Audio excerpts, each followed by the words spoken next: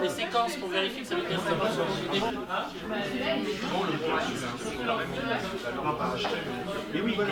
plus sur la même catégorie et que Europa c'est presque pas le même, c'est pas les mêmes critères de. C'est vraiment sur quelque chose de très sur la forme, enfin voilà, sur la forme qui va absolument aller au fond.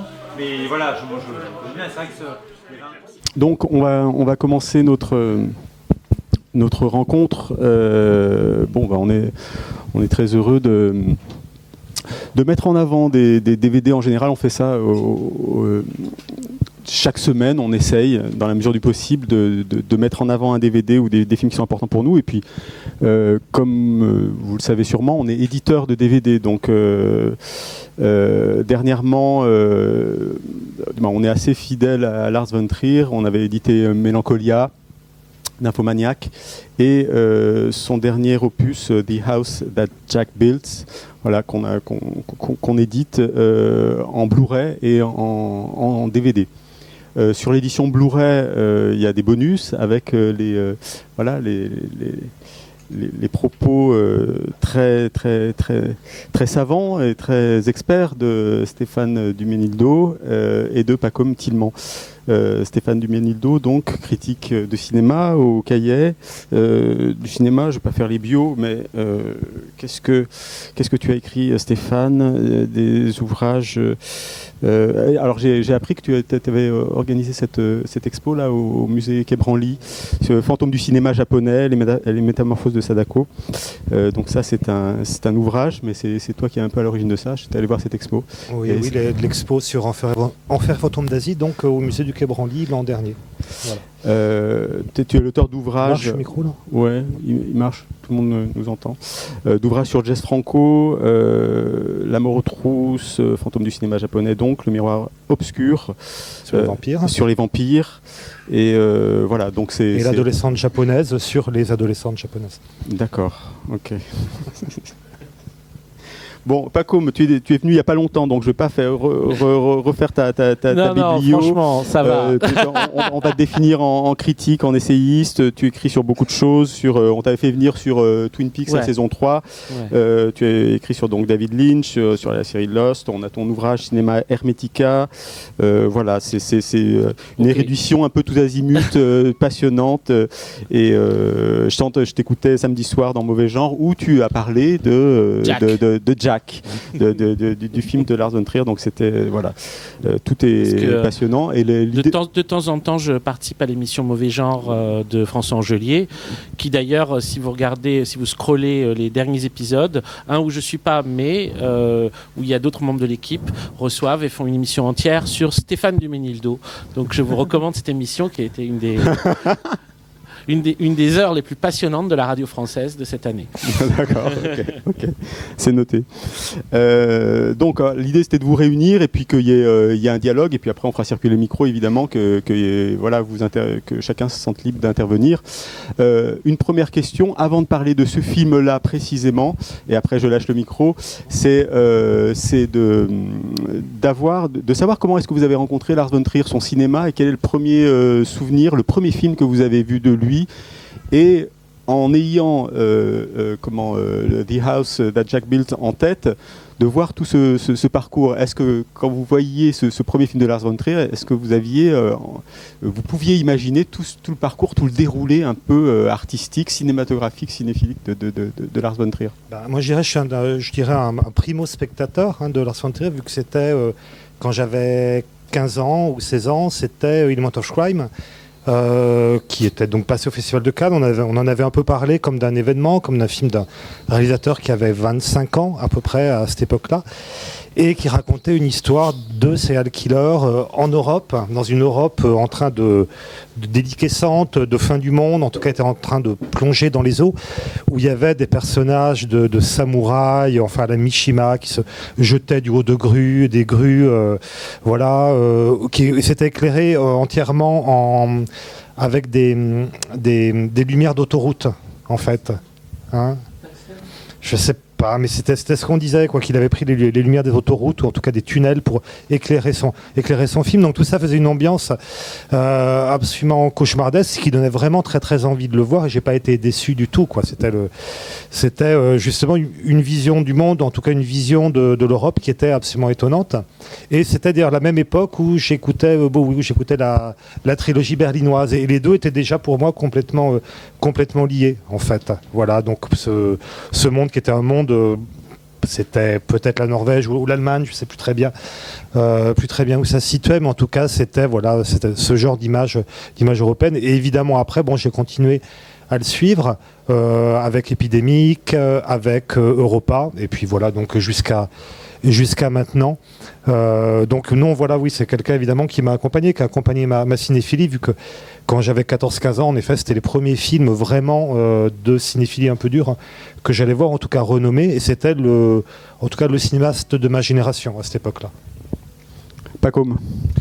Alors, moi, je suis un tout petit peu plus jeune que Stéphane, et surtout, je suis un peu plus lent à la découverte des choses. Donc, le premier Lars von Trier que j'ai vu, c'est The Kingdom. C'est l'hôpital et ses fantômes, et c'était à la télévision.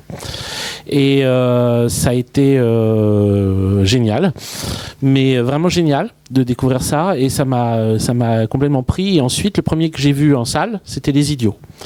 Et Les Idiots, donc doublement fan à ce moment-là. Et comment dire, après les voir vu Les Idiots, j'en ai vu le plus possible en DVD ou en VHS, peut-être à l'époque, VHS puis DVD. Et le moment où vraiment, pour moi, le moment où il y a eu une rencontre particulière avec son cinéma, où comment dire, c'est devenu quelque chose qui m'a pris de façon spéciale, et qui depuis ne m'a plus détaché. Enfin, grosso modo, le moment auquel je suis tombé amoureux de son cinéma, c'est plus tard, c'est avec Antéchrist. Et c'est peut-être aussi parce que c'est le film qui a été le plus détesté de Lars von Trier, ou celui en tout cas dont la presse avait été le plus lamentable. Et là où il y a eu une disjonction totale entre, on va dire, l'opinion générale sur Lars von Trier et mon sentiment. C'est-à-dire que c'est là où le truc qui fait que, comment dire, avant, j'avais l'impression d'être avec les autres, quoi, sur le cinéma de Lars von Trier. C'est-à-dire que j'aimais Lars von Trier, mais que tout le monde avait découvert ça avant moi, donc j'étais un peu comme j'arrivais en fin de course, quoi, en bout de course. J'étais là genre, ouais, c'est vrai, vous avez raison, les gars, c'est génial ce truc. Et à Antéchrist, où d'un coup, j'avais l'impression que tout était en train de tomber, et ça me semblait encore plus beau, et encore plus fou, et encore plus extrême. Et à partir de Antéchrist, alors c'est devenu, peut-être certainement mon cinéaste préféré après Lynch vivant. Oui, c'est sûr. Donc vraiment un cinéaste dont je revois les films très très souvent, et dont j'ai l'impression qu'il recèle tous les secrets de la création, quoi. Le dernier, The House That Jack Built, comment est-ce qu'il s'inscrit dans la filmographie de Lars von Trier? À quel moment, quelle place il occupe, et quelle place il occupe par rapport au précédent? Je garde le micro, Paco. D'accord, alors je commence. Vas-y, okay. Vas-y. Voilà. Je crois que toi tu fais un lien très fort avec Nymphomaniac. Oui. Enfin, le film fait ce lien. Maintenant, peut-être que je suis particulièrement sensible à ça, mais enfin, premier truc, c'est que Nymphomaniac se terminait sur 50 secondes dans le noir, de dialogue dans le noir. Et celui-là commence avec 50 secondes de dialogue dans le noir. Et au milieu de Nymphomaniac, il y avait 50 secondes de dialogue dans le noir. C'est à 2h30 du film. Et là, au milieu de ce film-là, à 1h15 ou 1h16 du film, il y a 50 secondes de dialogue dans le noir. C'est très très très bizarre. C'est-à-dire c'est comme une espèce de signature mathématique pythagoricienne chez Trier. Dans Nymphomaniac, le personnage que joue Stellan Skarsgård, j'arrive jamais à prononcer son nom, c'est bien ça, Stellan Skarsgård. Ouais. Seligman est tout le temps en train de réfléchir à des trucs mathématiques, tout ça, et au bout d'un moment, Joe lui dit: c'est encore vos conneries mathématiques. Mais on peut dire ça dans le cinéma de Lars von Trier, il y a beaucoup de conneries mathématiques. Et plus que ça, dans la forme même du film. Tu appelles ça un film digressif, c'est ça? C'est lui qui dit ça. Oui, c'est lui qui dit ça. Oui, tout à fait. Il les a appelés tous les deux des films digressifs. ou digressionnistes même.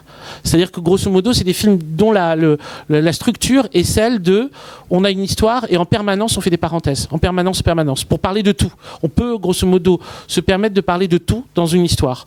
Et c'est parce que c'est sur la forme dialoguée. Les deux sont miroirs permanents. Nymphomaniac, si vous vous souvenez, ça se joue sur un dialogue entre deux personnes, une femme, la nymphomane, Joe, et un homme, je vais dire le puceau, mais enfin quoi, le vieux garçon, quoi, Seligman. Et Joe est persuadé d'être la femme la plus mauvaise du monde, et Seligman essaye de lui convaincre du contraire en disant mais non, c'est pas si mauvaise, arrête. Et dans leur dialogue où elle raconte toute sa vie, ça passe par c'est chapitré. Chaque chapitre correspond à une réécriture qu'elle a de sa propre existence. Et dans cette réécriture-là, elle emploie des styles différents et elle donne forme à ça. Et entre-temps, ils ont tous ces dialogues qui composent le truc. Et il y a un rapport de confession. De confession. Tout à fait.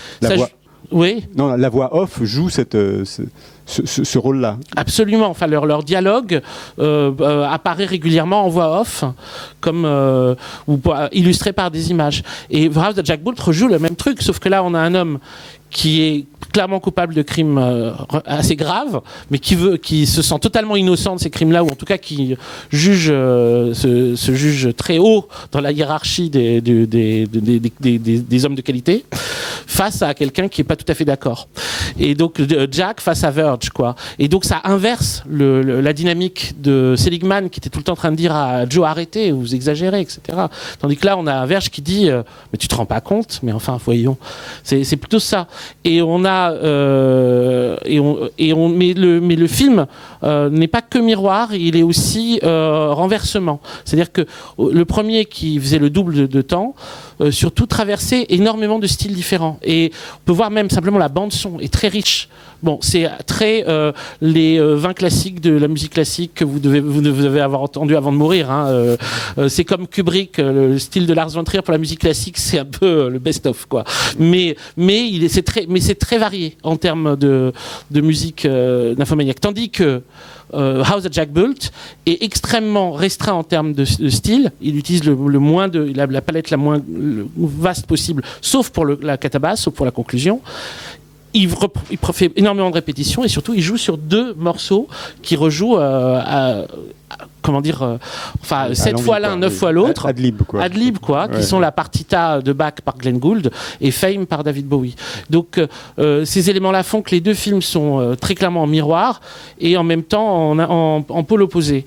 L'autre élément, dernier, après je passe la parole à Stéphane. J'ai tendance à parler vraiment trop longtemps. Je suis pire que Seligman dans Nymphomaniac. Et un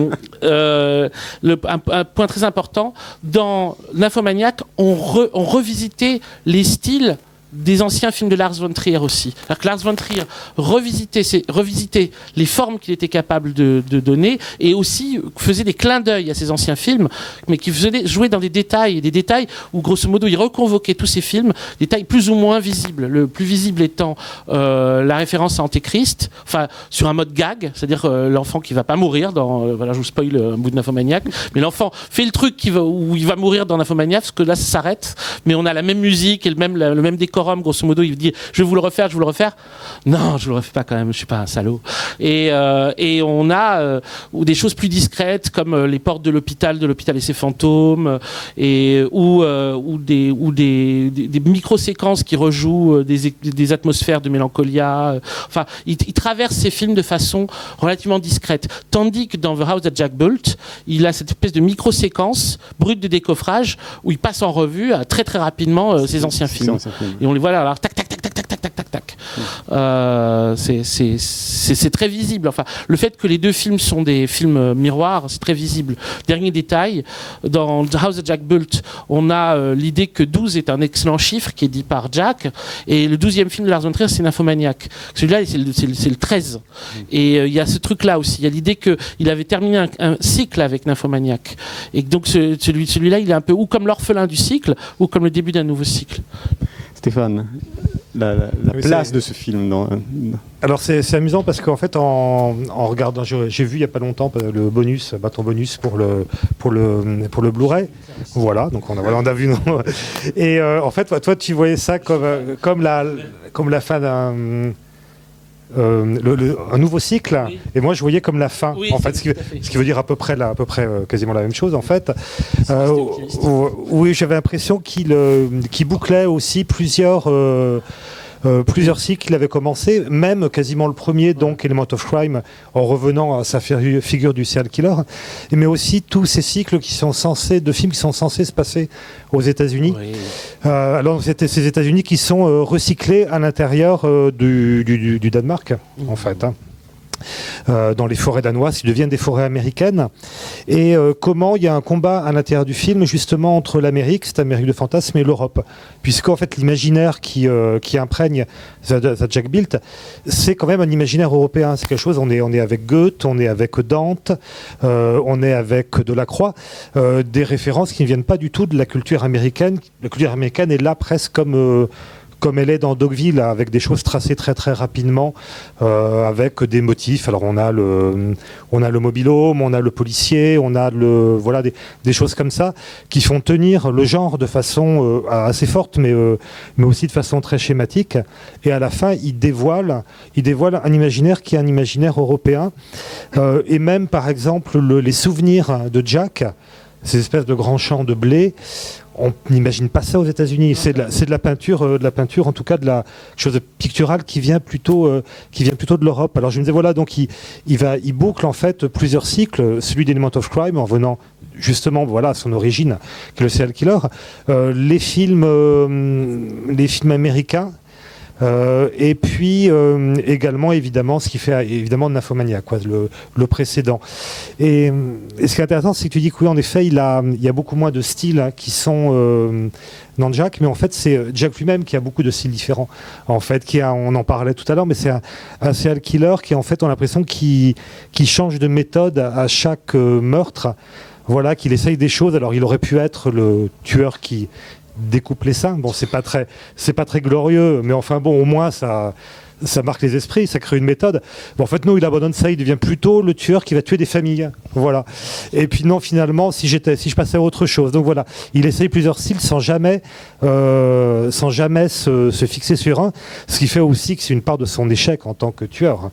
Aussi, parce qu'on sait bien qu'un serial killer, il faut quand même qu'il répète quelque chose, qu'il crée des séries mythologiques, et lui, il n'y arrive pas vraiment, donc il a que cette idée de Mr. Sophistication, voilà, il dit, ah ça y est, je me suis trouvé un nom, et puis finalement, bah voilà, c'est vrai quand on voit ce que ça donne, c'est Polaroid, c'est quand même assez minable, quoi, donc voilà, il est quand même en décalage. Voilà, donc ça c'était plutôt sur les styles différents. Oui, et puis même, ce qui est assez mystérieux, d'habitude les serial killers sont poursuivis par la police et tout ça, et lui il est toujours plus ou moins, enfin à la fin il est plus ou moins poursuivi pour autre chose, pour un truc qu'il n'a pas commis. C'est il est soupçonné pour un braquage, je crois, ou un truc comme ça. C'est rapidement évoqué, mais enfin personne n'a rien à foutre de Mr. Sophistication, c'est genre le serial killer le moins populaire de sa région, quoi. Donc c'est assez curieux. Tout fonctionne sur un mode contre-intuitif. Donc on joue bien sûr la carte dans l'idée il change de style en permanence. Là on peut voir les éléments. Ouais. Peut-être faire un petit point sur le serial killer, sur le principe, l'histoire, l'origine du serial killer. Ouais, alors oui, il y a quelque chose d'intéressant, c'est que le nom même The House that Jack Built, j'en retrouve une occurrence dans le From Hell d'Alan Moore. Ouais.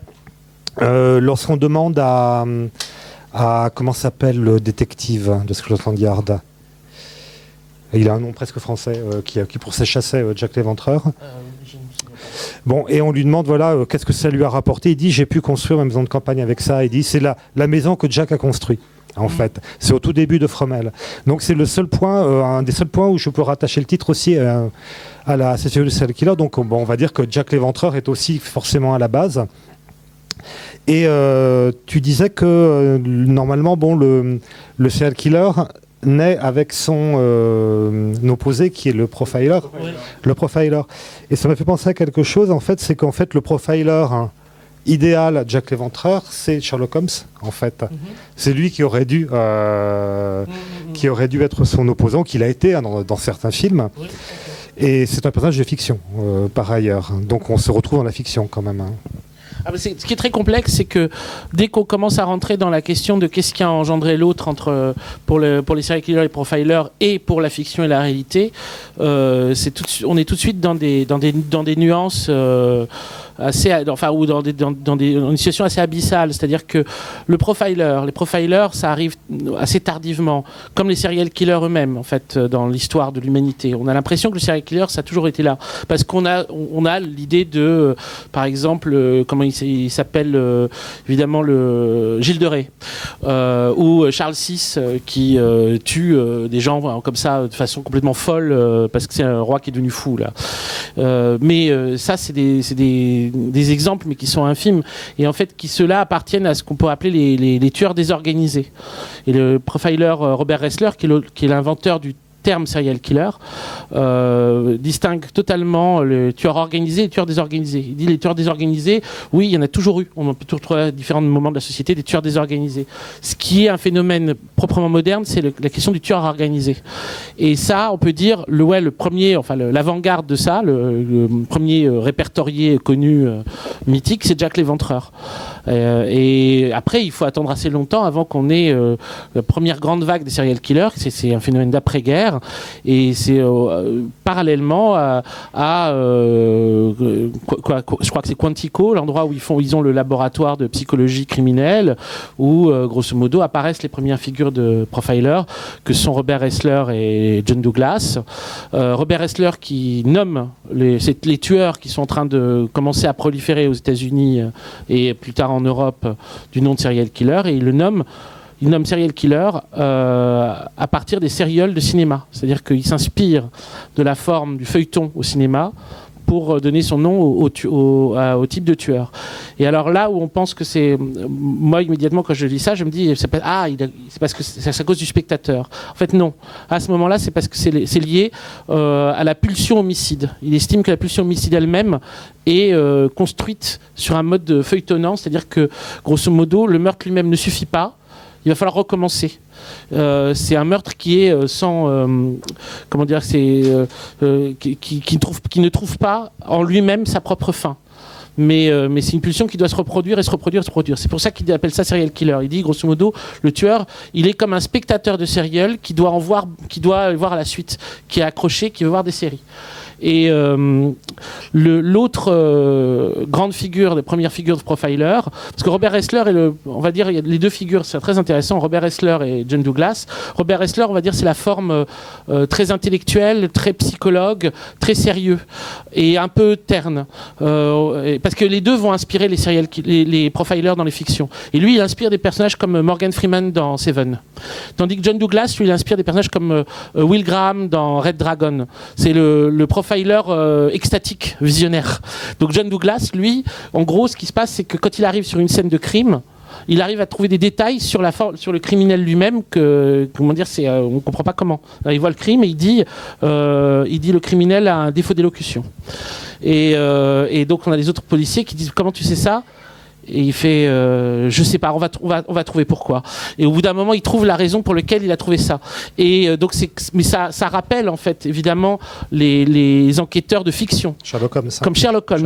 Et en fait, il dit dans son autobiographie que ce qui lui a donné envie d'être enquêteur, c'est d'avoir lu Sherlock Holmes et quand il était jeune, c'est-à-dire qu'il a voulu être Sherlock Holmes. C'est pour ça qu'il a fait policier. Donc, c'est complètement fou, c'est que Sherlock Holmes, on sait tous que c'est complètement délirant, ces déductions.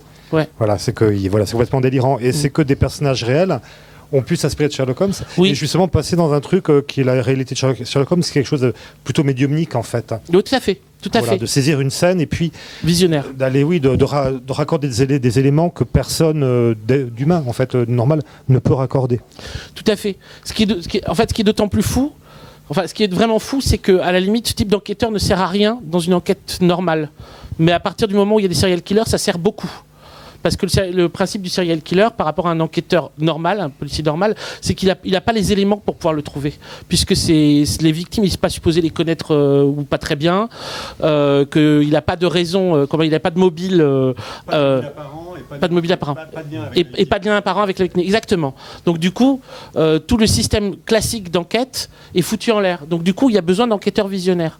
Et en fait, ils arrivent en même temps. En grosso modo, c'est là où on ne sait pas dans quelle mesure la fiction n'a pas généré un certain type d'enquêteur qui, en retour, a généré un certain type de criminel pour des raisons, des mobiles qui tiennent aussi de la pulsion homicide, mais cette pulsion homicide-là, elle n'aurait pas pu s'exprimer comme ça s'il n'y avait pas eu une place pour la recevoir.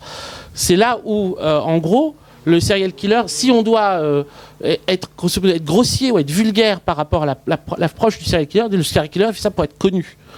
Mais c'est pas forcément le cas pour tous. C'est souvent le cas pour ceux qui sont les serial killers organisés. Alors, des types comme le tueur du Zodiac. Le tueur du Zodiac obsédé. Le tueur du Zodiac, vous avez vu le film de Fincher, mais qui est très proche de la réalité. Obsédé, il dit, je veux que les gens portent des badges avec mon symbole dessus, dans la rue. Sinon, je vais recommencer à tuer. Il menace de tuer si, grosso modo, quand il se balade dans la rue, il voit pas partout son nom, etc. Obsédé par la notoriété. Et donc, ils ont ce truc-là. Et le personnage de Jack, il l'a complètement. Jack, en fait... son espèce de truc, c'est que c'est grosso modo la raison pour laquelle il tue. Bien sûr, il a la pulsion homicide. Tout le monde n'a pas la pulsion homicide, mais enfin, c'est pas sa finalité. Sa finalité est avant tout narcissique. Il est enfin artistique, ouais. Ça se discute, ouais. Arte povera, quoi. Oui.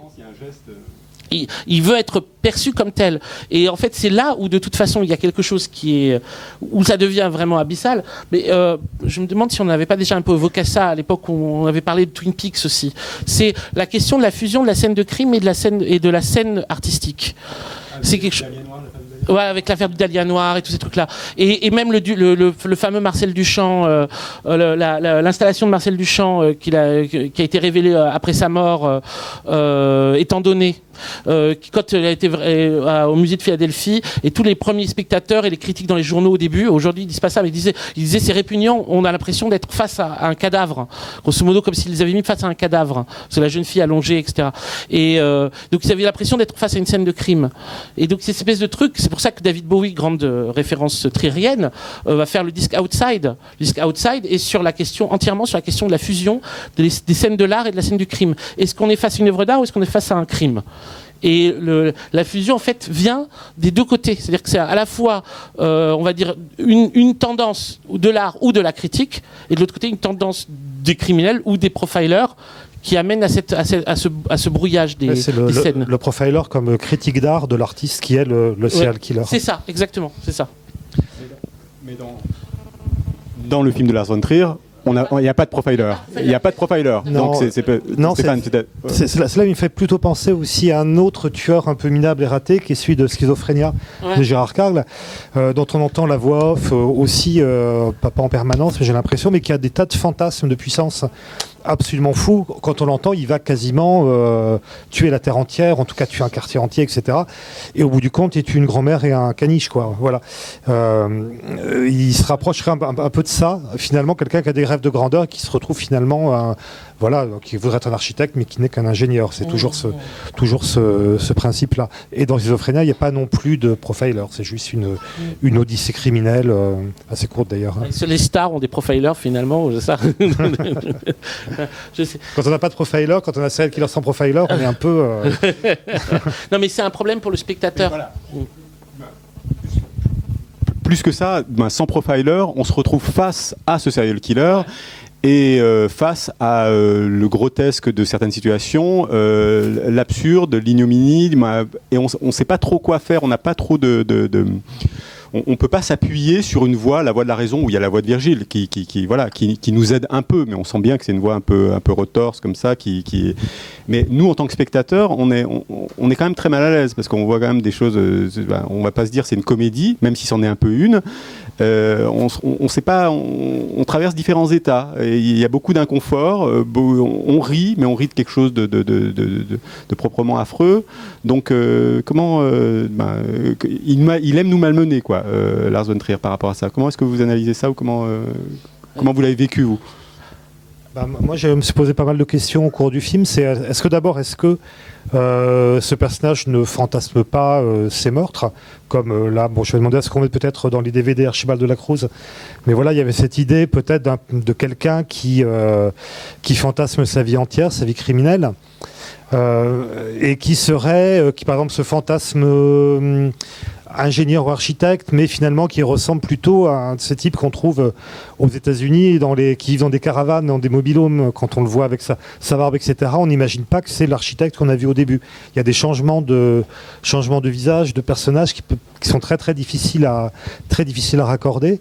Il peut être à la fois en effet quelqu'un qui a l'air de tracer des plans, puis on le retrouve barbu avec sa casquette comme un genre de chasseur, puis on le retrouve ensuite quasiment comme un pauvre type clochardisé. Voilà, donc j'avais du mal à trouver une cohérence dans tous ces visages. Et donc j'avais pensé à un moment, peut-être qu'on est dans une machine à fantasmes en fait pure, sans vrai, et que le personnage qui émet ce fantasme, on ne le voit pas, il nous échappe, on le voit très très peu. Et voilà. Ça permettrait au spectateur de se mettre une distance. Alors je sais pas, c'est peut-être la distance que j'avais trouvée à un moment, mais c'est comme son premier meurtre qui est téléguidé par la victime. Hein. Voilà, où c'est la victime qui lui donne tous les éléments.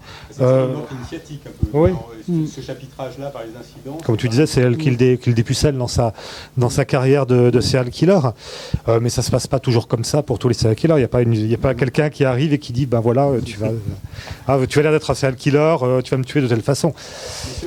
Sur la place du spectateur et sur les sentiments qui nous traversent, sur l'humour en gros du film, qu'est-ce que ça nous met encore une fois dans une position inconfortable, de devoir rire de quelque chose. C'est quand même une étude du mal à part entière, et il l'a fait d'une manière assez, je sais pas. Premier truc, moi, qui m'a marqué, en tout cas quand j'ai découvert au cinéma, et puis après en le revoyant d'ailleurs, en vérifiant ce truc-là, c'est que Lars von Trier, qui a quand même une espèce de virtuose absolue de la narration et de la scénarisation et de la caractérisation des personnages, c'est bien gardé de caractériser assez les victimes pour qu'on puisse éprouver de l'empathie pour elles. C'est-à-dire qu'il est juste resté à la limite pour qu'on continue malgré tout à ne les voir comme des proies pour Jack. Donc c'est très particulier parce que normalement, vu le style de Lars von Trier, dans Nymphomaniac, dans la séquence avec Madame H, je sais plus que une lettre, avec Uma Thurman déjà. Il lui faut 2 phrases pour qu'on éprouve de l'empathie pour cette femme que joue Uma Thurman dans Nymphomaniac, au moment où elle vient chercher son mari qu'il a quitté pour le personnage de Joe. Il faut 2 phrases et le spectateur il l'a là, comme à plein de moments de plein de films de Lars von Trier où grosso modo, c'est ce qu'on lui reprochait d'ailleurs, c'était le nombre d'articles qui reprochaient à Lars von Trier de dire, il vient de faire grosso modo, de faire couler les larmes au spectateur quand il n'en avait pas envie. En gros, c'est genre le spectateur est tranquille, vous voyez un film, et là d'un coup on lui fait éprouver une émotion qu'il n'a pas du tout envie d'éprouver, qui est de l'empathie directe pour un personnage à un moment où il a rien demandé. Or, dans Jack, il le fait pas du tout, et je pense vraiment sciemment, pour les différents crimes qu'on voit. Bon, le premier, avec sa particularité d'avoir un personnage qui, grosso modo, demande... Oui, il essaie de la rendre la plus détestable possible. Le deuxième, en faisant de cette dame quelqu'un auquel on n'a aucune attache spéciale, rien, enfin vraiment très peu, c'est très flou. Et même pour une mère de famille avec 2 enfants, ce que ça produit, plus que de la tristesse ou de l'effroi ou de machin, c'est de la stupeur. On est dans une espèce d'état de malaise. Oui, on pourrait dire qu'il y a une part d'empathie qui passe, mais pas plus que celle que ressent la mère. C'est-à-dire que la mère n'arrive même pas à se rendre compte de comprendre ce qui se passe. Donc du coup, le spectateur, il est avec elle dans l'espèce de côté genre...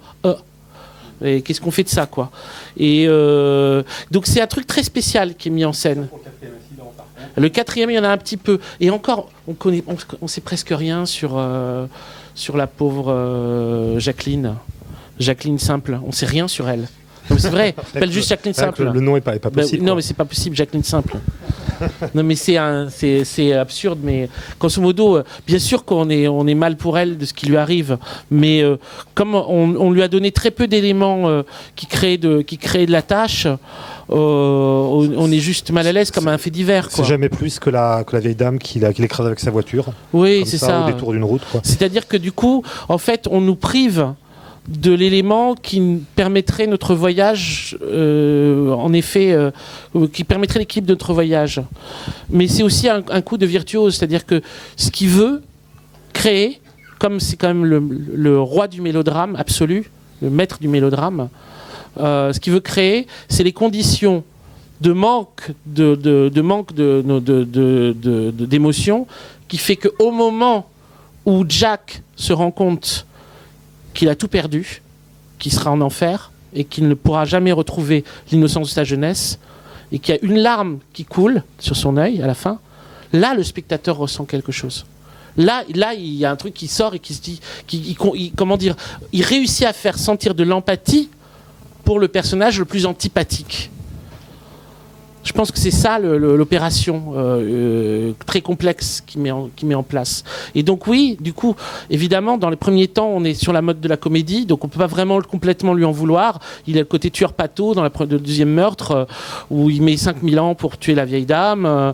Il revient 15 fois parce qu'il est plein de tics et tout ça, donc on est dans un truc en disant « Putain, le pauvre, vraiment, quelle horreur !» Et après, il devient de plus en plus dégueulasse, donc du coup, on ne peut pas garder ce truc-là. C'est vrai que dans la structure, en fait, Von Trier nous prive de quelque chose qui existe dans Manhunter de Michael Mann ou Le Silence des Agneaux, c'est-à-dire qu'il y a une victime élue en fait. C'est-à-dire dans Manhunter, c'est le personnage de l'aveugle où se noue justement le lien empathique entre elle et le tueur et nous aussi, qui est un très beau personnage. Et dans Le Silence des Agneaux, il y a la fille qui est dans le puits. Voilà, que Buffalo Bill met dans le puits. Voilà, donc ça c'est la victime qui, même s'il y a plusieurs meurtres de personnes qu'on ne connaît pas, voilà, il y a celle qu'on chérit, qu'on a envie de sauver. Alors là, évidemment, à la limite, ça serait Jacqueline, qu'on voit un peu plus longtemps, qui a à peu près les caractéristiques de ça, mais finalement non, ça se fait pas non plus, quoi. Donc là, c'est le manque du film on n'a pas de personnage où on peut se raccrocher empathiquement.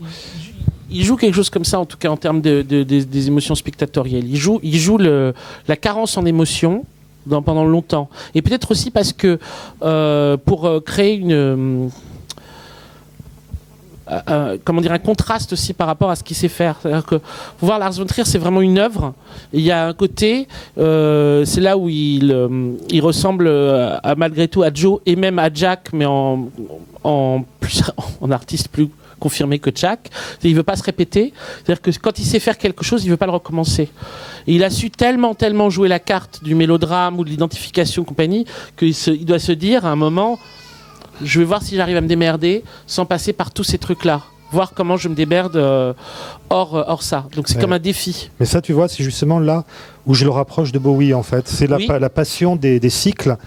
Des cycles. Alors bon, on voit par exemple Ziggy Stardust, Aladdin Sane et Diamond Dogs font une trilogie quasiment. Et puis ensuite la trilogie berlinoise, qui pour moi c'est plus Station to Station, Law et Heroes, ils font une trilogie, puis l'autre est un peu à part, mais bref.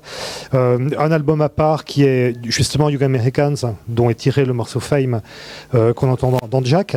Donc à chaque fois il invente quelque chose, mais on a l'impression qu'il passe à autre chose très vite, qu'il se lasse de ses propres principes. Il annonce par exemple Outside, c'est Outside 1, que ça devait être aussi une série, mais finalement il n'y aura qu'un seul disque. Ils ont ce côté-là d'essayer très vite des choses, de les abandonner et de passer très vite à autre chose en fait. Et c'est vrai que bon voilà, on aurait pu imaginer que quelqu'un qui invente quasiment le funk blanc avec Young Americans fasse 3 albums pour exploiter au moins ce filon-là. Non, pas du tout. Il fait ce qui n'a rien à voir, qui est Session to Station après. Donc voilà, là je les rapproche assez tous les deux dans ce côté. Ah non, mais c'est certain. Je suis complètement d'accord avec toi, Stéphane. David Bowie est tellement le modèle de Trier. En fait, il fonctionne comme Glenn Gould pour Jack. C'est-à-dire que il représente l'art. Et le signe qu'on pouvait avoir de ça très net, c'était la petite vidéo qu'il avait fait avant de rentrer en tournage de The House That Jack Built. Il avait fait une micro-vidéo, c'était après la mort de Bowie, où il disait demain, premier jour de tournage de The House That Jack Built, et il ajoutait This ain't rock and roll, this is genocide, qui est la phrase d'ouverture de Diamond Dogs. Il se retournait et il avait pendé à son oreille le cache-œil de Bowie dans les clips de Black Star et de Lazarus. Et c'était très clair que c'était un espèce d'hommage parce que Bowie venait de mourir. Et il y a un truc spécial qui se passe du coup dans le vie de Trier. C'est-à-dire que son modèle, son héros, sa figure tutélaire disparaît. Des apparitions de Bowie, en effet, surtout les Young Americans. Young Americans, le morceau titre était en générique de fin de Dogville et de Manderley. Et là, on retrouve Fame. Et c'est pour ça que je suppose même que la date de commencement du film pourrait être... parce qu'on ne sait pas exactement les dates. On a des éléments qui nous permettent de dater en gros le film entre les années 70 et les années 80 pour être le moment de la sortie de ce disque ou l'année suivante. Mais enfin, grosso modo, tout ça, c'est l'espèce de moment en fait, où Bowie va à New York. C'est un moment clé aussi. Et qui peut forcément intéresser Lars von Trier parce que c'est quelque chose qu'il va reproduire, puisque c'est le moment où Bowie se confronte à son double maléfique, puisque le moment où il fait Young Americans et il va à New York, il en parle dans la chanson Lazarus, il dit quand je suis arrivé à New York, je vivais comme un roi, et puis j'ai dépensé tout mon fric, j'étais après ton cul. C'est ça qu'il dit dans la chanson Lazarus qui est sur le dernier album. Mais en gros, ce que ça veut dire, c'est qu'il est arrivé à New York, en effet, il est acclamé, il est à son acmé de succès de jeune homme, et en fait, il est à fond dans la cocaïne, il ne lit que des livres d'occultisme, et il est persuadé à la fois qu'on lui a volé son sperme pour faire un enfant au diable, et en même temps, et c'est vrai, vérifié dans plusieurs livres, et à la fois que l'Angleterre va faire une transition avec un gouvernement fasciste qui va être appelé à être Premier ministre, et qui va devenir le premier ministre fasciste d'Angleterre. Ça, il le dit dans des interviews, donc il crée des scandales. Quand il revient à Londres, il fait un signe de la main en sortant de son train, et en plus il est habillé vraiment Finn Wydiock, donc chemise brune, hein. Et évidemment c'est repris, on dit ça y est, il arrive, il fait des saluts nazis, enfin voilà, donc il y a vraiment une image du Bowie nazi dans les années 70 que va reprendre Trier quand il va faire le truc avec Hitler à Cannes. Mais après on va pas faire des Bowie studies, mais après il va à Los Angeles et il habite pas loin de la maison du couple LaBianca. C'est-à-dire qui ont été tués par la famille Manson, et donc Bowie imagine qu'il va être le prochain Solaris. Il dit oui, j'ai un mode de vie tellement décadent que je suis le prochain. Voilà. Donc il est aussi lui hanté par l'occultisme, les serial killers, les nazis, qui vont être aussi des obsessions de Trier. Et pour en venir à Fame, il y a aussi quelque chose d'intéressant, c'est que Fame c'est composé avec John Lennon. Ouais. Voilà, et John Lennon chante, je crois, dans des chœurs. Enfin, on l'entend, ou je me trompe? Ah non, mais c'est complètement. C'est lui qu'on entend. Il y a deux voix, et c'est la voix de Lennon et la voix de Bowie. Oui. Voilà, et l'idée de la célébrité, évidemment, va être aussi le meurtre de Lennon. Touche aussi à la célébrité avec un tueur qui veut devenir aussi célèbre que la personne qui va tuer. Voilà, donc. Donc le Fame, évidemment, on le prend. Fame est capital, parce que c'est aussi la motivation de Jack, quoi. C'est très clair. Il y a un truc où, bien sûr, tout à fait. C'en est abyssal. Là encore, la vie et l'art se nouent de façon inextricable. Juste s'il y a des questions. Moi, en voyant le film, j'avais pas fait autant de liens. Merci. Hunting is such an unpleasant thing. I used to hunt quite a bit, but I've stopped. Why? To be honest, I find hunting distasteful. For example, if I wanted to shoot some of the crows up in that tree, we'd be talking about what is known as culling, which quite simply means you want to determine which animals you are going to allow to live in your forest. The crow has no value as prey, but can be culled because they're seen as something of a threat to animals you want to cultivate. Culling. It's also such an unpleasant word. It has a tinge of ethnic cleansing about it. Donc Matt Dillon, en fait, c'est intéressant parce que c'est un acteur qui apparaît quasiment en même temps, enfin qui devient célèbre en même temps que Trier fait Element of Crime, à peu près à la même époque. Il joue dans Rusty James et dans Outsiders de Coppola. Et donc à cette époque-là, c'est un peu le teenager. C'est James Dean, Matt Dillon. Voilà, c'est le James Dean de notre génération, c'est-à-dire une sorte de teenager mythique.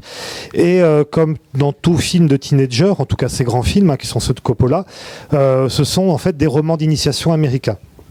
Voilà. Et le roman d'initiation américain, alors souvent c'est un lien extrêmement fort avec la nature, là on voit la forêt, et surtout ça puise ses racines chez des auteurs comme Faulkner, comme Hemingway, ou comme John Updike par exemple, avec cette idée que l'initiation est toujours violente, toujours sauvage. Et la chasse fait partie, de fait, de ces initiations violentes. Alors bon, par exemple, je sais qu'il y a un livre de Updike qui s'appelle peut-être Les 6 plumes de pigeon ou Les 6 pigeons, je sais pas trop quoi, où un adolescent tue de façon assez sadique 6 pigeons et ça lui prouve l'existence de Dieu. Voilà, des choses comme ça. Donc le lien avec la mort des animaux est quelque chose de violent et de tribal. Voilà, par exemple. Mais même ça, c'est quelque chose qu'on peut voir de façon extrêmement concrète. Par exemple, dans mon village, il y avait des battues de sangliers, voilà, où le rite un peu initiatique pour les jeunes garçons, pas moi, c'était de les emmener à la battue de sanglier et puis de leur mettre du sang sur le visage, des choses comme ça, par exemple. Donc là, on est dans des choses, bon, voilà, de ce roman d'initiation, mais là, bon, plutôt américain. Et c'est exactement ça que joue Matt Dillon. Là, il joue le personnage à la Hemingway. Voilà, alors là, il n'y a plus rien à voir du tout avec le personnage des premiers meurtres, qui est donc qui était le type timide et gauche, etc. Alors là, il est là avec les yeux plissés, il dit « Regarde mon gars, ça c'est un fusil, etc. » Et même dans les deux petits garçons, ça rejoue aussi quelque chose qu'on retrouve dans les films et les romans. C'est-à-dire qu'il y en a deux, quoi. Il y a Grumpy, c'est celui qui justement, c'est le Mama's Boy, qui est avec sa mère, qui dit « Non, je voulais pas venir, ça m'intéresse pas. » Et puis, il y a l'autre petit garçon qui lui est plus proche de son père, enfin Matt Dillon, qui n'est pas son père mais qui représente la figure paternelle, et qui lui ça l'intéresse beaucoup de toucher un fusil, de tuer des animaux, etc. Alors ça, vous allez le retrouver par exemple dans un film de Minnelli qui s'appelle The House on the Hill, je crois, c'est avec George Hamilton et George Peppard. Je crois que c'est Minnelli, ça. Et voilà, où il y a un fils qui est efféminé, qui est dans les jupes de sa mère, et puis un autre qui est le bâtard, en fait, qui est le fils des bois, d'où son père, c'est-à-dire Mitchum, se sent beaucoup plus proche. Donc ça aussi, c'est un couple qu'on retrouve là à l'état embryonnaire. Mais seulement, ce que je ne comprends pas, c'est qu'en fait, là, ça montre aussi le côté brouillon et toujours inachevé de Jack, c'est que normalement, il aurait dû tuer un animal pour montrer donc à l'enfant ce que ça fait. L'initiation aurait dû se poursuivre jusque-là, mais il n'aurait pas dû rentrer dans ce discours qui est très, très compliqué, dire non, mais voilà, on tue pas les gros animaux, la battue c'est pas bien, où il va complètement à l'inverse du discours, qui l'amènera finalement à tuer les enfants plutôt que de tuer les animaux. Alors ça, moi, j'ai pas vraiment de réponse à sa logique. Parce que tu n'es pas un serial killer. Oui, voilà. Mais en tout cas, dans un roman d'initiation américain classique, en effet, on aurait tué vraiment un cerf et pas une représentation de cerf. Hein. Voilà. Et on n'aurait pas tué les enfants. Bon. Alors là, je ne vous ai pas passé la scène en entier, mais là, au début, on a des peintures de je sais pas comment on appelle ces peintures de gibier, de chasse, etc. Bon, qui sont d'un goût que je trouve absolument douteux. Hein. C'est quand même très très moche, mais bon, c'est des choses qu'on peut voir dans des musées, qu'on peut voir dans des livres de peinture. Là, c'est le côté un peu Hannibal en fait, hein, tu vois. Mais quand la scène va se poursuivre après que les enfants soient morts, et quand on voit une sorte de repas que fait la mère avec les cadavres des enfants, on voit ce qu'ils mangent. Ils mangent, il y a du fried chicken, voilà.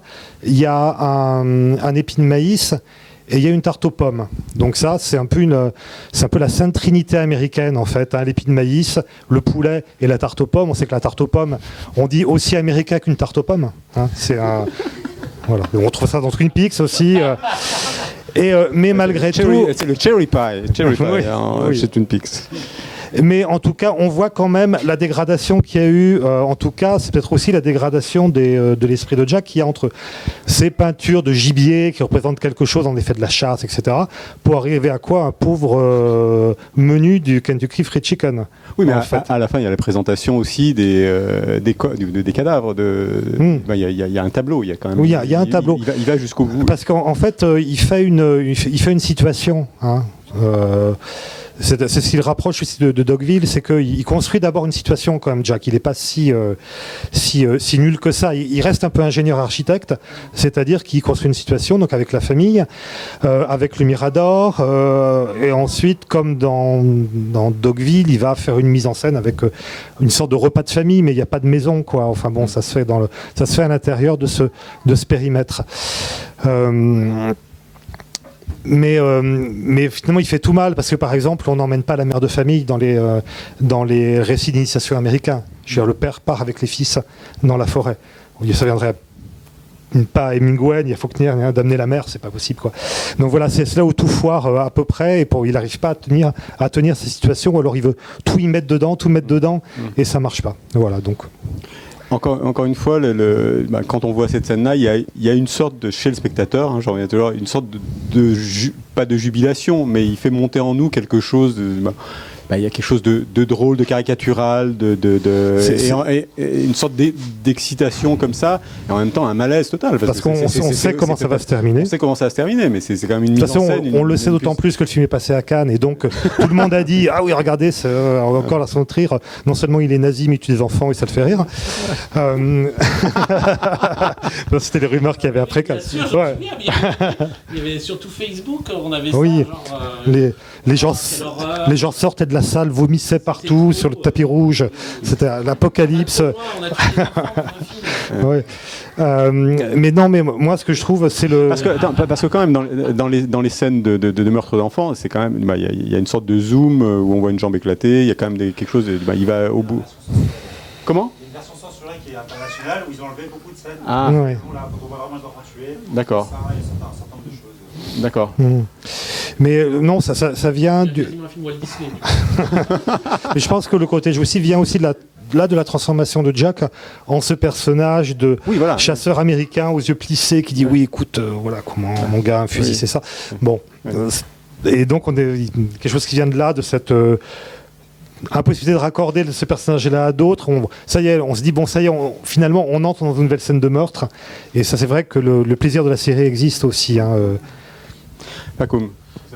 Oui, moi surtout ce qui me trouble dans cette scène qu'on n'a pas, cet incident qu'on n'a pas regardé en entier évidemment, sinon ça prendrait en plus trop de temps, c'est que la gradation est ôtée au spectateur, alors que c'est aussi un truc que Trier fait tellement bien dans d'autres films, faire monter le spectateur vers l'horreur. Or là, à partir du moment où il a fait tirer l'enfant avec son fusil, aller vérifier le machin, on rentre dans une nouvelle digression. Quand on revient de la digression, il est déjà en train de les tuer. Et donc on n'a pas du tout et ôté de la scène le moment normalement le moment d'impact sur le spectateur, qui est le moment où les personnages se rendent compte que celui qui apparaissait comme un gentil papa est en fait un tueur. Qu'on a dans le quatrième incident. Mais dans le troisième incident, on nous ôte complètement ce truc-là, qui est un truc, à mon avis, essentiel, et c'est pas pour rien. Je sais pas pourquoi c'est pas là, mais c'est ôté pour une raison, quoi. Et ce qui ajoute encore à ce que tu disais, où tu disais il fait tout mal, mais c'est comme si le film voulait faire tout mal et voulait donc faisait tout pour ne pas passer par les cases classiques du film de serial killer ou du film de terreur ou de la scène classique de la femme qui va se rendre compte qu'elle est avec un homme qu'elle ne connaît pas du tout, ou ces trucs là. On joue avec aussi on frustre le spectateur du plaisir d'être angoissé pour le mettre face à des moments de stupeur, plus le moment de stupeur qui suit. On y revient. Oui, moi j'ai l'impression aussi dans cette scène-là, quand on pense à ce qu'il y a après, c'est que ce sourire du gamin, c'est tellement américain, c'est tellement American Way of Life, qu'à un moment il expédie, c'est-à-dire allez c'est bon, Oui, et oui, on coupe, la mer et larmoyante. on dégomme. Pardon. À ce moment-là, on a déjà vu le début du film et on est assez déjà conscient du programme, quoi. C'est-à-dire qu'il y a quelque chose de... Moi, je trouve que l'angoisse, elle est là quand même dans l'enthousiasme un peu niais de la mère et où perce une angoisse. Il y a quand même quelque chose qui paraît pas tout à fait normal. Et par rapport à ce que vous disiez tout à l'heure sur l'absence de tuerie d'animaux réels, je pense que il simule tout ce type sauf les meurtres en fait, donc ça aurait appauvri peut-être qu'il y ait une cohérence des cruautés, quoi. Non, mais je parlais surtout de ce que von Trier pervertit du récit d'initiation oui, bien sûr, ouais. américain classique, mais c'est vrai que comme il est seulement dans un monde de simulacre, Jack, évidemment il préfère tirer sur des cibles, enfin il doit y avoir quelque chose comme ça, ouais. Mais que son désir de meurtre est une folie qui est même pas liée au goût du sang pour moi, enfin c'est quelque chose d'encore au-dessus, que lui-même comprend peut-être pas. Je sais pas, mais je trouve que ce serait un peu trivial que ce soit par exemple cohérent avec le fait qu'il soit un chasseur passionné, qu'il aime le sang ou quoi. Oui, mais ceci dit, je comprends ce que vous dites, mais de toute façon le film lui-même ne crée volontairement des personnages ôte la possibilité de créer des personnages totalement cohérents, mais quand même à la fin du film on se rend compte qu'il est ami avec des chasseurs, puisque la personne chez qui il se réfugie c'est un chasseur, et c'est un type qu'il connaît parce qu'ils ont l'habitude de se voir. Et puis il va souvent acheter des balles chez un mec. Bon, alors c'est évidemment pas pour tuer des animaux principalement, mais il semblerait en tout cas que le personnage de Jack puisse aussi faire partie d'une société de chasseurs.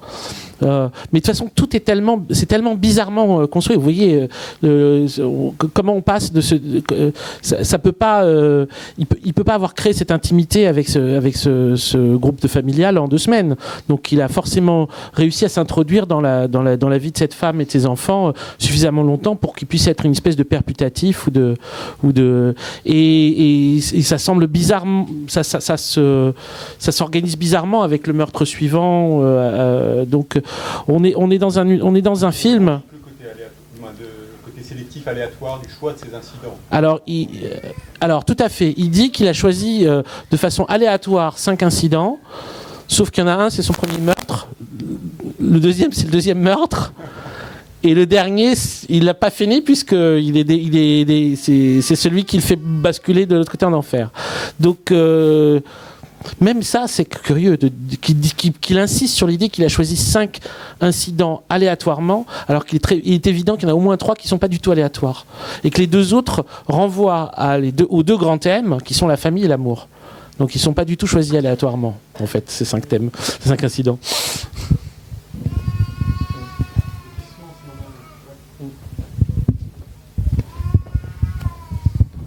Merci. Oui, moi j'avais une question sur le désir d'Amérique de Trier. Vous avez dit c'est un cinéaste européen, avec des thèmes européens, il s'en sort très bien. Je me demandais pourquoi il va chercher la mythologie américaine. Je me demande s'il n'y a pas un péché d'orgueil, une façon de jouer sur le terrain des autres pour leur montrer, voilà, c'est moi le plus fort. Et donc, je voulais savoir comment ce film était reçu aux États-Unis, si les gens allaient le voir, enfin, ou s'il y avait des Américains qui allaient voir son film, ou pas. Non, je sais pas en fait. Tout simplement, je sais pas s'il est sorti aux États-Unis autrement qu'en DVD, s'il y a eu des projections, vu qu'il est comme pas.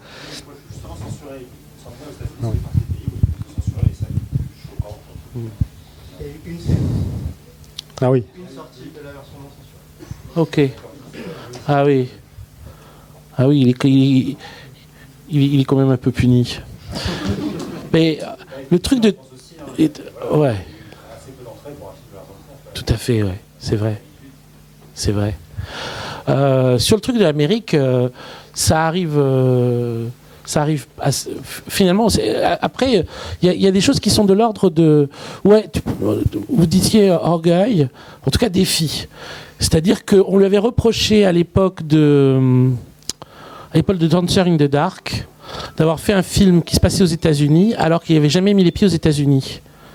Et il avait répondu à l'époque qu'il estimait qu'il n'y avait pas besoin d'aller aux États-Unis, que les États-Unis avaient déjà conquis l'Europe, qu'il estimait qu'il était dans un univers qui était occupé par les États-Unis, donc il était aux États-Unis, et qu'en fait, et du coup, à partir de maintenant, tous ces films allaient se passer aux États-Unis. Et il avait enchaîné avec les 2 premiers volumes d'une trilogie qu'il n'a pas terminée, qui était la trilogie américaine, trilogie USA, donc où il avait fait Dogville et Manderley, où là c'était vraiment sur les États-Unis. Après, ce qui est curieux, c'est que j'ai plutôt l'impression que Antéchrist, Mélancolia et Nymphomaniac se passent. Enfin, ils se passent pas aux États-Unis, parce que déjà les gens conduisent. Comme en Angleterre, ils conduisent à gauche, c'est ça ? Voilà, à gauche. Donc, on voit des personnages conduire très rapidement pas dans Antéchrist, on sait pas du tout. Il n'y a pas de voiture. Non, mais dans Mélancolia, au début, il y a une voiture, et dans Nymphomaniac, il y a une scène avec des voitures, et on voit qu'ils conduisent à gauche. Donc, on peut inférer que c'est peut-être en Angleterre, ce qui est pas sûr. De toute façon, ce qui est très curieux aussi, il y a une tonalité. Oui, mais surtout. Soyons sensibles aux accents. Dans la famille de Mélancolia, ils ont des accents qui viennent d'origines différentes. Donc il y a une espèce d'idée qu'on n'est plus dans des nations, que le monde de Lars von Trier, c'est un monde mondialisé, le monde de ces films-là, et que le lieu où il se passe est indifférent. Tous les lieux finalement sont le même. Tandis que dans Jack, comme en plus c'est de nouveau un film qui est daté historiquement, et il est localisé historiquement, c'est comme un retour finalement à une zone obsessionnelle, peut-être liée à donc son premier film, Serial Killer, des sujets de jeunesse, David Bowie et le David Bowie américain. Parce que aussi, peut-être dans son obsession américaine, il y a quelque chose de David Bowie. En tout cas, il s'en réfère à David Bowie dans Dogville et Manderley pour justifier son américanisme. Et Bowie est aussi un Européen qui va aux États-Unis à ce moment-là, donc bien sûr, qui va faire de la musique américaine. Qui va faire le malin, oui, par rapport aux Américains aussi, qui va dire c'est moi le roi, quoi. Donc il y a ce truc-là. Il y a un truc d'orgueil. Il y a aussi un truc métaphysique très réel. Si on reste sur le geste artistique et sur le geste artistique de Jack, quoi, et celui de Lars von Trier, la quête de l'œuvre parfaite avec cette apparition récurrente de Glenn Gould qui joue ces fameuses variations Goldberg, et cette idée-là du génie artistique, comment est-ce que ça traverse le film, comment est-ce que ça traverse le personnage, et le personnage de manière assez pauvre, mais c'est quand même son ambition, et le travail de Lars von Trier. C'est vrai que Glenn Gould, c'est un génie, c'est à la fois un génie et un technicien. Voilà. C'est-à-dire que c'est quelqu'un qui apparemment avait toutes les partitions de Bach dans la tête, qui jouait sa partition, qui les chantait en même temps, donc il imprimait sa marque en fait lui-même sur les œuvres de Bach, puisque quand on entend les enregistrements, on entend la voix de Gould par-dessus. Ouais. Même pas scatter, c'est redonner, oui. C'est des sortes de râles comme ça. Voilà, et qui en même temps est à l'aise dans les improvisations aussi, que ça nécessite, qui est aussi comme un jazzman classique, enfin, il a tout ça en même temps, et puis c'est quelqu'un aussi qui est bourré de tics et de tocs, il était, hiver comme été, il avait 30 pullovers et 5 manteaux, quoi. Il fallait qu'il se recouvre en permanence, et puis quand on le voit jouer, il a cette fameuse histoire de la chaise dont il avait fait couper les pieds pour être vraiment au bord du piano. Donc il y a cette idée aussi du génie maladif aussi. Voilà, avec les tocs. Les tocs qu'on voit s'exprimer dans la fameuse scène du meurtre où il a toujours oublié quelque chose. Le deuxième incident. Voilà, donc je pense que oui, en effet, c'est quelque chose qui est un horizon pour Jack, et puis plus encore pour Lars von Trier, où l'idée du génie, c'est quelque chose, ou du héros en fait. En fait, je pense que Lars von Trier, il a des héros de cinéma, alors qui sont de façon claire Fassbinder, qui sont Dreyer, qui apparaissent de façon plus ou moins nette de film en film, et Oshima aussi, hein, ça j'en parlerai dans le bonus. Et ces héros de cinéma, comment les égaler?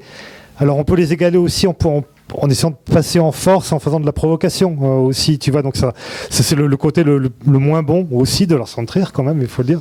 C'est quand il peut devenir un grand provocateur, mais est-ce que lui-même il se rend compte, il disait oui, mais est-ce que c'est ça le génie? Ben non, être un héros du cinéma, c'est pas être ça. Donc voilà, c'est quand même quelqu'un qui tend à être une sorte de cinéaste flamboyant aussi. Je crois qu'il a quand même ça en tête. Moi, j'ai l'impression qu'en même temps, dans le film, c'est analysé comme un piège intellectuel, psychologique et moral, la question du génie artistique. C'est que le film détricote presque, commencerait presque à détricoter le mythe de l'artiste. Qu'en fait, en prenant ce personnage-là et en montrant la disjonction totale entre ses paroles et ce qu'on voit, on peut poser la question, on peut se dire finalement il ressemble à moi je trouvais le discours qu'il a, j'avais entendu chez plein d'artistes wannabe, le truc du génie qui s'extrait moralement des autres, dont finalement l'emprise qu'il peut avoir sur autrui est comme un cadeau qu'il leur fait parce qu'il leur permet de vivre à travers sa grandeur, etc. Enfin, espèce d'inflation de l'ego, ce truc narcissique invraisemblable. Et bien sûr, évidemment, et dire moi un peu comme Blake que je fais ça et ça et ça, ce truc délirant là, dans le film, on joue vraiment totalement son aberration.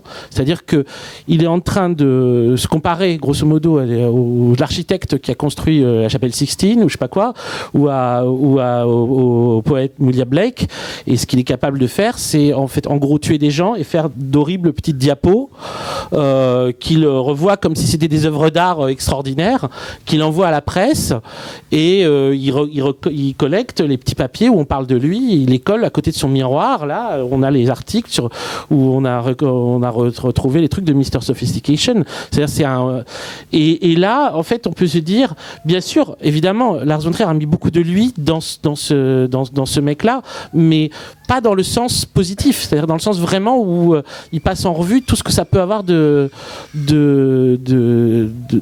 d'absurde, de grotesque.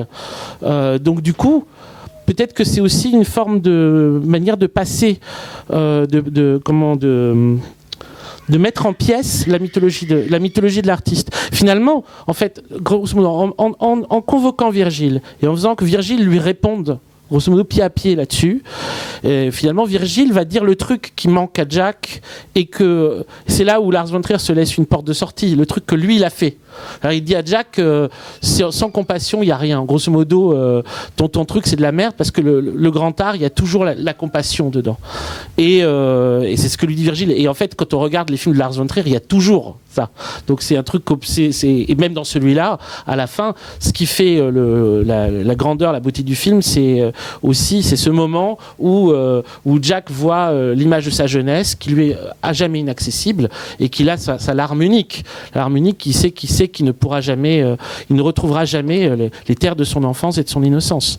Donc, grosso modo, en fait, aussi, il voit comment. Il y a un truc qu'on peut dire que c'est un film. Ce qui est très intelligent dans ce film, c'est que c'est un film qui te fait pas la morale. Je pense que c'est quelque chose que Lars von Trier ne supporterait pas, de toute façon, de quelqu'un qui te fasse la morale. Il te fait pas la morale, mais en même temps, il arrive à te faire comprendre. Je dis c'est un tu générique, hein, vous avez compris.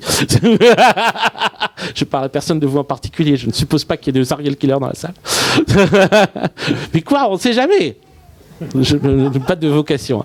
Non, mais, ouais, il te fait pas la morale, mais en gros, il arrive à toucher juste le point où on comprend pourquoi comment dire, c'est quoi la véritable condamnation. Quelle est authentiquement la condamnation par rapport aux actes de Jack, c'est de savoir qu'il ne pourra jamais retrouver l'innocence de son enfance, que le bonheur de son enfance lui est fermé à tout jamais, que c'est quelque chose qu'il n'a plus accès. Il n'a plus accès à ça.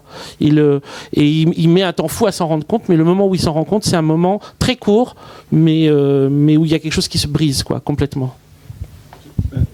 Me vient là, à l'instant, le cinéma d'Haneke, et je pense à ma sorte de machine à laver un peu protestante comme ça, et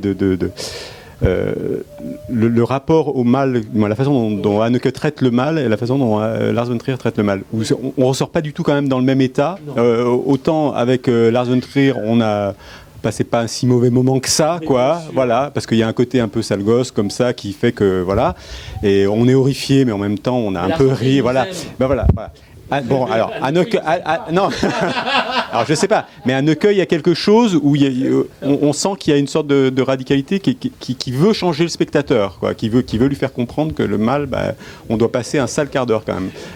Stéphane, sur Haneke, t'as pas envie de parler d'Haneke ? J'ai pas grand chose à dire sur le cinéma d'Haneke. Non, mais c'est. Moi, non, c'est vrai que bon, de toute façon, il y a des jamais Haneke n'aurait fait naître Udo Kier adulte dans l'hôpital et ses fantômes, par exemple. Donc ça, là, voilà, donc c'est. Mais bon, sur leur rapport. Non, sur la façon de traiter le mal, l'état dans lequel ils mettent le spectateur, qui est quelque chose. Ils aiment bien tuer des enfants tous les deux. Oui, c'est vrai. Funny Games, bien sûr. On y pense Funny Games, c'est le film qui, en effet, qu'on pourrait rapprocher. C'est peut-être le seul que j'aime bien, d'ailleurs, de Haneke, même surtout la version américaine. Qui est pas drôle. On rit jamais. Si, il est plutôt dans la version, il est plutôt amusant en fait. Évidemment, oui, avec les rembobiner les meurtres, comment on rembobine des films, ce genre de. C'est le seul passage. Non, mais c'était plutôt dans Funny Games comment traiter de façon pseudo-réaliste des situations de films de genre, de films de psycho-killer. Voilà, c'était un peu le but. Et donc la deuxième version est mieux puisque c'est comme il voulait faire le film aux États-Unis qu'il l'a pas fait, qui est donc il l'a fait plutôt. C'est plutôt le deuxième film qui est le meilleur. Voilà, donc c'est cet intérêt-là, en effet, mais son rapport au mal, de toute façon, il peut y avoir entre un Autrichien et un Danois, quoi. Oh, d'accord. C'est comme ça que tu vois les choses. Non, mais disons qu'il y a. I respectfully disagree. Donc il y a un poids qu'a pas forcément von Trier, qu'a Haneke par rapport à ça. Oui, il a un poids de culpabilité, un poids historique qui n'est pas forcément celui de von Trier, je pense. Ce que je crois surtout, c'est que je vois les points communs, et c'est vrai qu'ils ont été d'ailleurs souvent rapprochés pour le fait que ils mettent le spectateur face à des choses que, a priori, le spectateur ne désire pas voir quand il rentre dans une salle de cinéma. C'était tout à fait vrai, en tout cas pour Antéchrist, et les scènes où on enlève des parties du corps humain liées normalement à la reproduction sexuée des corps des personnages principaux. Ça, c'est sûr. Oui, il y a un truc où on va un peu loin, mais je pense que l'intention n'est pas du tout la même. Alors, moi, j'aime bien le cinéma de Haneke. Je le trouve. Enfin, j'espère que c'est difficile de aimer bien. Disons que je le respecte beaucoup. Je le trouve très impressionnant. Mais j'ai pas l'impression en tant que spectateur que Haneke me veut du bien. Tandis que j'ai jamais eu l'impression que Lars von Trier voulait du mal, ni à ses spectateurs, ni même à ses personnages. Que ce qu'il veut, avant tout, c'est d'essayer d'aller au bout d'une expérience qui soit éprouvante, émotionnellement, très forte. Non, bon, il y a toujours des personnages de connards dans les films de Lars von Trier, ceci dit. Par exemple, le scientifique joué par Kiefer Sutherland dans Mélancolia n'est pas un personnage particulièrement aimable, et on en trouve d'autres, on en trouve une collection. Mais enfin, quoi, dans l'ensemble, il y a du jeu, il y a de l'expérience, il y a une manière d'essayer d'aller au bout d'une épreuve, et il y a aussi un jeu aussi énorme avec la fiction et avec le pouvoir de la fiction, et la manière toujours de dire mais en même temps tout ça c'est rien par rapport à la réalité, par rapport à ce que tu as approfondi dans la vie, et qu'on reste malgré tout dans un film comme Nymphomaniac, qu'on reste dans le plaisir du récit avant tout, et dans le plaisir du récit il y a aussi le plaisir d'aller dans les zones dangereuses, zones difficiles. C'est le moment dans Nymphomaniac qui est vraiment un art de narratif absolu. On commence et on n'est que dans des trucs rigolos. Là c'est un peu pareil dans celui-là, mais dans Nymphomaniac c'est plus explicite, et à un moment elle dit, et à un moment j'ai eu besoin d'aller voir les hommes dangereux. Et là, on sait que le film va changer.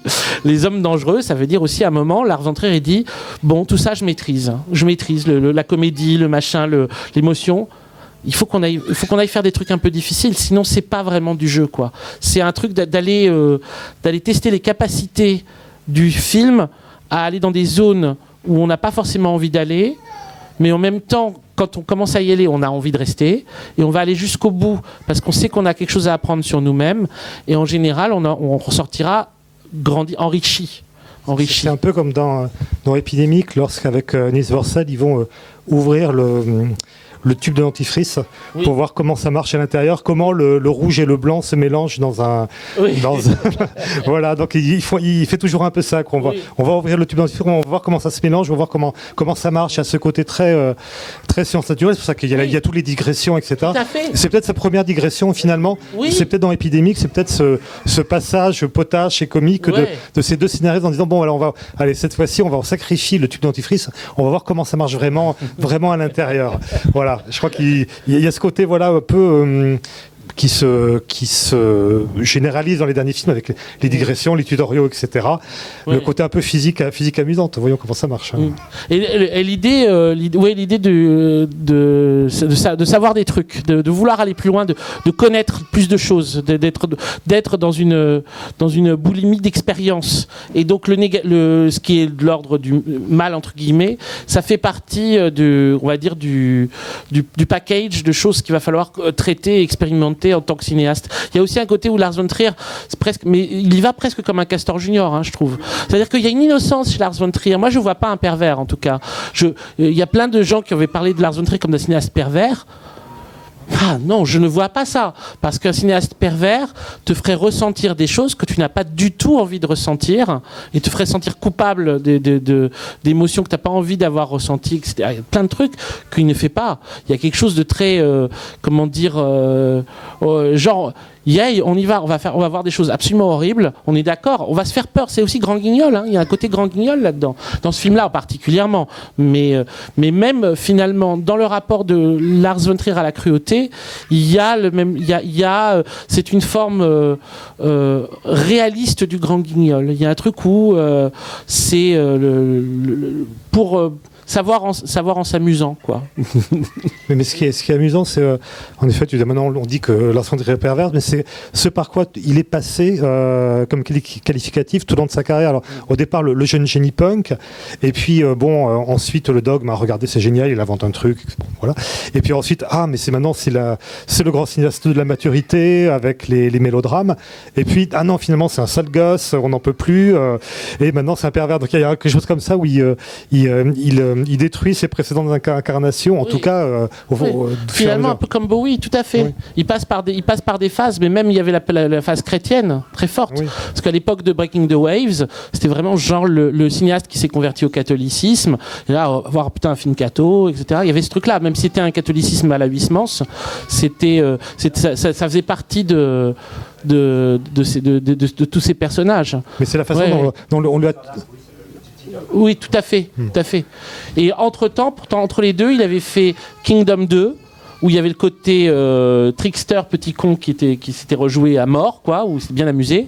Et puis Les Idiots, où là, il tutoyait l'art contemporain, la performance, ces choses-là, et en faisant en plus un espèce de film extrêmement pertinent à niveau politique à ce moment-là, parce que c'était vraiment quelque chose que les gens voient. Les Idiots. C'était un film qui interrogeait le besoin de recréer des communautés. Et c'était à ce moment-là, de 99-2000, c'était du truc dont tout le monde parlait quand on avait 18 ans, 19 ans. Est-ce que c'est encore possible de penser la communauté? Sur quoi on va penser la communauté? Ça peut être sur la communauté de ceux qui jouent les idiots, quoi. C'était ça, c'était un projet politique à ce moment-là. Donc oui, il est passé par tous ces trucs-là. Et ce qui est dingue, c'est qu'il est encore traité comme un débutant. Mais c'est peut-être aussi sa force. C'est-à-dire que quand il sort un film aujourd'hui, il y a un soupçon. Avant la sortie de House of Jack Bult, entendre tous les bruits en disant oh là là, il est trop loin. Là, on lui permettra jamais de refaire un film. C'est vraiment dégueulasse. Il va s'acharner sur les enfants et sur des femmes innocentes. Et Cannes, où de nouveau tout le monde joue à se faire peur, et malgré tout,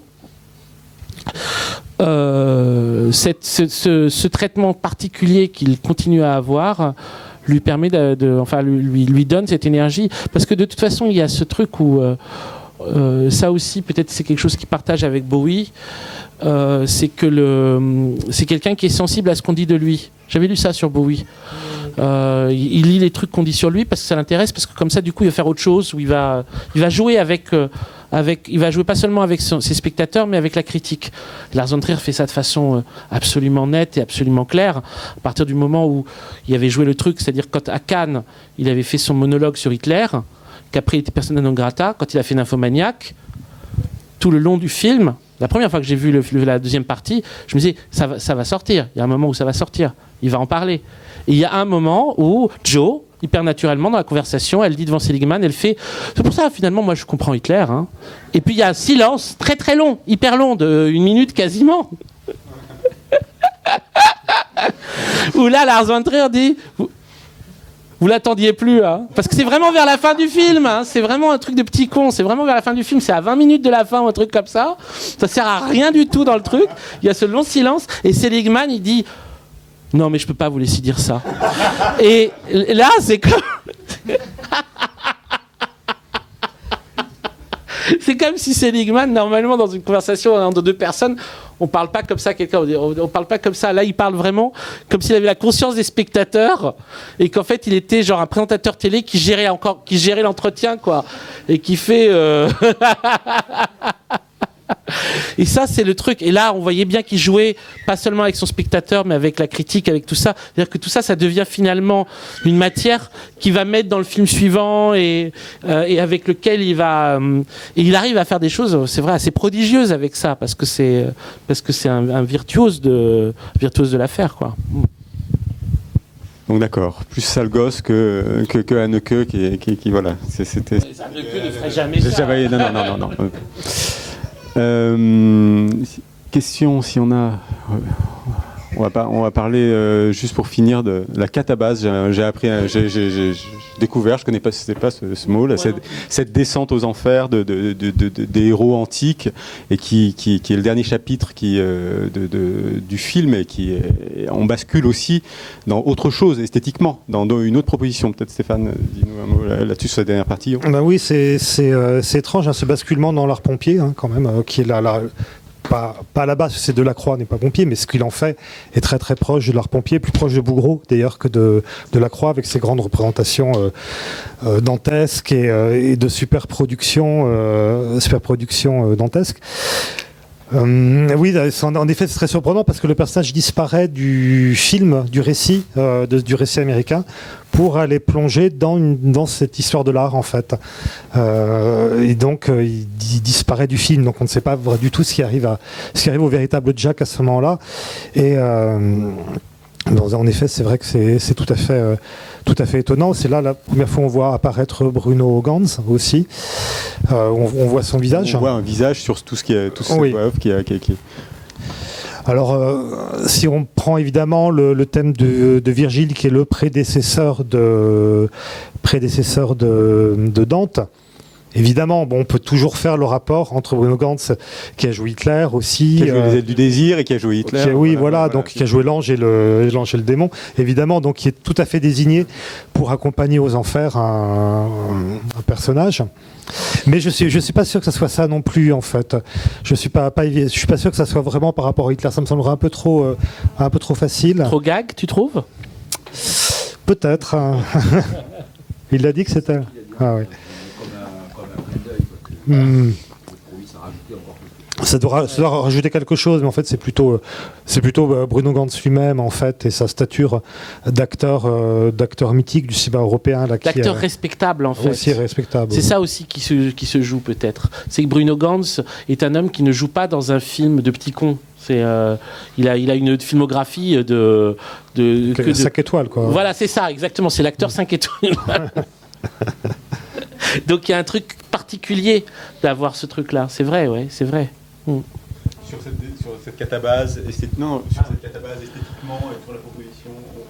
Alors, Moi, j'ai choisi surtout parce que c'est pour moi le moment le plus mystérieux. C'est-à-dire que autant dans le reste du film, j'ai l'impression de pouvoir retrouver mes petits en termes exégétomanes, quoi, et d'avoir un parcours presque pas un parcours fléché, mais en tout cas, grosso modo, le chemin est bien déblayé. Autant quand on arrive dans Catabase, c'est très mystérieux pour moi. C'est très mystérieux d'avoir. En même temps, il y a un truc qui est d'avoir pendant tout le film retenu des choses, et d'un coup, on les libère. C'est-à-dire que c'est un film qui joue beaucoup sur la frustration. Et parmi les frustrations, il y a celle qui est que Lars von Trier a fini par nous habituer à partir d'Antéchrist à des plans visionnaires. Et que là, tout le début du film, pendant tout le film jusqu'à Catabase, on n'a pas droit aux plans visionnaires. Alors les plans visionnaires sont vraiment quasiment un truc, c'est quasiment sa signature, quoi. C'est ces plans faits avec ces caméras qui permettent de voir un truc de millisecondes là, et donc d'avoir ces plans qui se déploient à un ralenti particulièrement majestueux. Et qu'il associait lui à des visions chamaniques, parce qu'à l'époque de Antéchrist suivait une dépression où il avait fait des trans chamaniques, donc des trucs avec du tambour pour pouvoir sortir de la dépression, enfin, c'est ce qu'il raconte, hein. Mais il a un côté hippie aussi, hein, Lars von Trier, hein.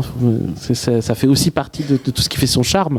Donc il est sorti de la dépression avec des séances de tambour, et il disait pendant ces séances de tambour qu'il avait vu des images, ces images-là qu'il avait voulu reproduire dans Antéchrist. Donc ces images, ce qu'il appelait les visions chamaniques. Et à partir du moment où il a commencé ce truc-là, il a continué, c'est-à-dire qu'on en a retrouvé dans Mélancolia, ça fait toute l'introduction de Mélancolia, et on en a quelques-unes dans Nymphomaniac. C'est moins présent, mais de temps en temps, il se permet d'en faire une ou deux. Plaisir, de toute façon, dans Nymphomaniac, il fait tout ce qu'il veut.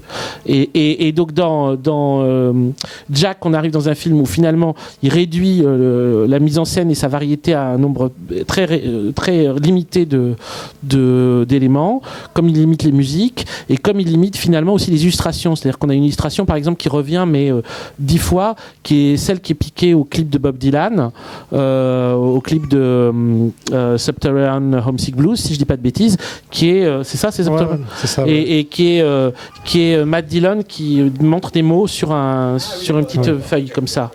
Et qui est en plus quelque chose qui a été vu, revu. Oui, qui a été rejoué dans la publicité, etc.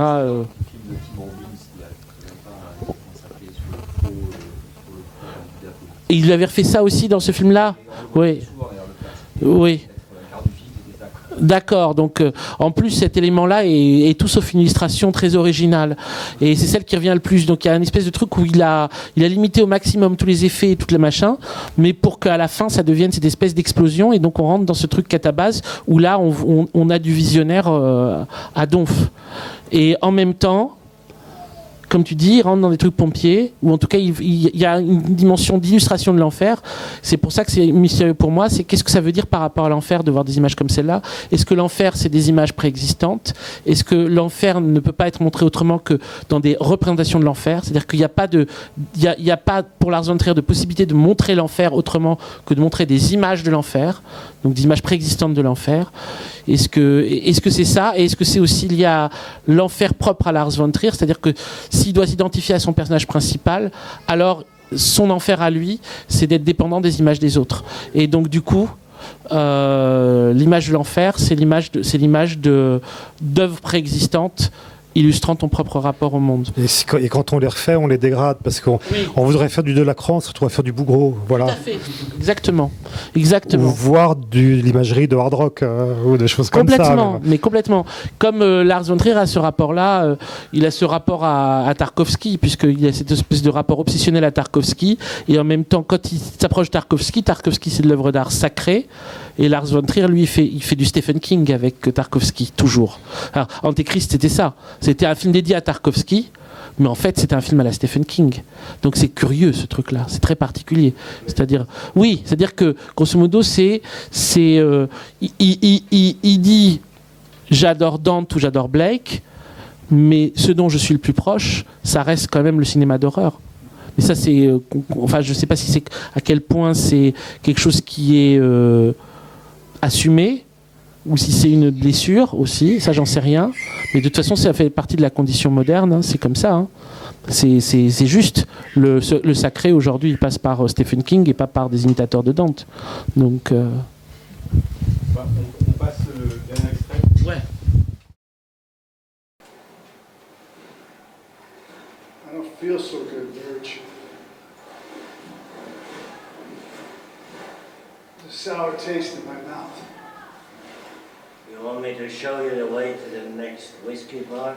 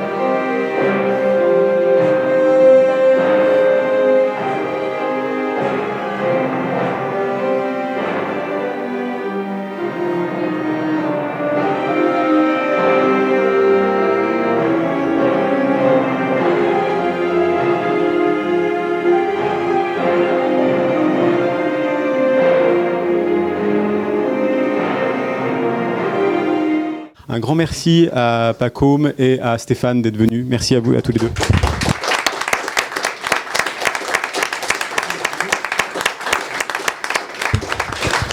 Donc le Blu-ray, parce que les suppléments ne sont présents que sur le Blu-ray, pas sur le DVD.